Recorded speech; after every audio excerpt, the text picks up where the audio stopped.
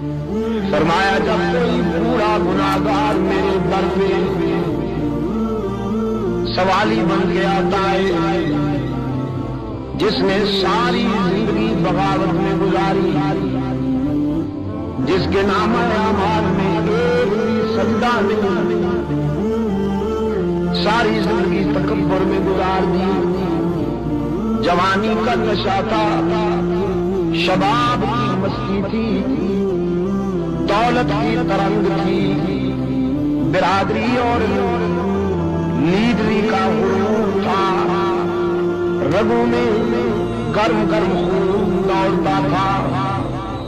حالات موجود تھے، اولاد جوان تھی،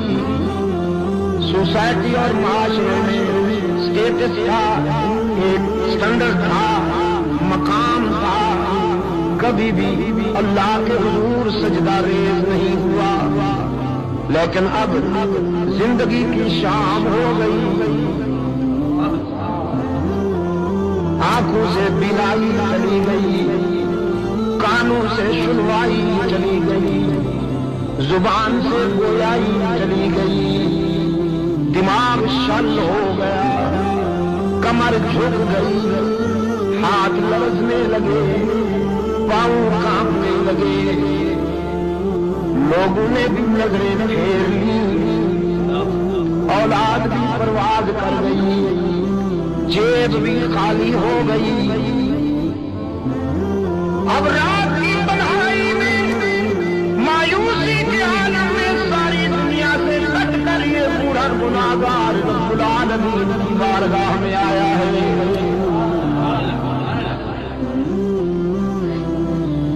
کہتا ہے تنگ دستی کے جو عالم میں گھبراتا ہوں، پردے غیر پہ جاتے ہوئے شرماتا ہوں، ہاتھ پھیلانے میں محتاج کو غیرت کیسی، شرم اتنی ہے کہ بندہ میرا کہلاتا ہوں، الہ العالمین اس قابل تو نہیں کہ تیرے سامنے ہاتھ پھیلاؤں، دامن میں ایک بھی خوبی نہیں، لیکن الہ العالمین تجھ سے نہ مانگوں تو کس سے مانگوں، اپنے سوا کوئی در بھی تو بتانا جہاں جا کے آنسو بہاؤں، فرمایا میرے معبود جب یہ بوڑھا میرے در پہ آ کر روتا ہے اور ہاتھ پھیلاتا ہے، اچھی طرح جانتا ہوں اسے، بہت اچھی طرح جانتا ہوں، لیکن آج اسے مایوس واپس کر دوں، آج اسے خالی ہاتھ لوٹا دوں، میری رحمت گوارا نہیں کرتی، مجھے اس کے سفید بالوں سے حیا آ جاتی ہے، کوئی بگڑا ہوا نافرمان بولا سالہ سال کے بعد جب گھر لوٹ آئے، جدائی کا مارا ہوا باپ اپنے نافرمان بیٹے پر اتنا جلدی راضی نہیں ہوتا جتنا رب العالمین اپنے گناہگار بندے پہ جلدی راضی ہو جاتا ہے، الرحمن الرحیم دیتا بھی سب کو ہے اور دیتا بھی ناراض ہو کر نہیں، پیار کے ساتھ ہے، شفقت کے ساتھ عطا کرتا ہے۔ اب تیسرا جملہ انسان کی زبان پہ آئے، مالک یوم الدین، جزا و سزا کے دن کا مالک و مختار بھی تو،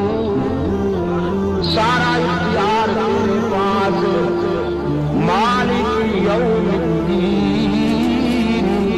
جزا و سزا کے دن کا مالک و مختار کون، سارا اختیار میرے پاس، لا تزر وازرۃ وزر اخری، سب کام رہے ہوں گے، سب لرزہ پر اندام ہوں گے، نبی رسول ولی صدیقین شہداء سب کانپ رہے ہوں گے، ایک ہی صدا گونجے گی، لمن الملک اليوم، نیت ہے، آج کس کی حاکمیت ہے، آج کس کی بادشاہی ہے. کوئی لب کشائی کی جرات نہیں کر سکے گا اس کے سامنے. بس ایک ہوگا جو زاروں قطار آنسو کی برسات میں سجدہ ریز ہوگا. رب العالمین دیکھیں گے میرا محبوب رو رہا ہے، فرمائیں گے محبوبم ارفع راسک، اب تیرے آنسو دیکھے نہیں جاتے، اب تیری عاجزی دیکھی نہیں جاتی، اب تیری تواضع دیکھی نہیں جاتی، اب تیری بے قراری دیکھی نہیں جاتی. روتے کیوں ہے میرے محبوب؟ تو تو انبیاء کا امام ہے، تو تو رسولوں کا مقتدی ہے، تو تو صدیقین کا مقتدی ہے، تو تو شہداء کا مقتدی ہے. روتا کیوں ہے میرے محبوب؟ رحمت للعالمین فرمائیں گے میرے محبوب روتا اس لیے ہوں کہ میرے نام لینے والے جہنم میں جا رہے ہیں، میرے نام لیوا جہنم میں جا رہے ہیں. ان کی زبان پہ میری نسبت ہے، میرا نام ہے، میں کیسے گوارا کر لوں کہ انہیں جہنم میں جانے دوں اور خوش رہوں. رب العالمین فرمائیں گے ارفع راسک، میرے محبوب سر اٹھاؤ، سر تو ہوتا پھر مانگو نا. مجھ سے بہتر مانگنے والا کوئی نہیں، مجھ سے بہتر دینے والا کوئی نہیں. تو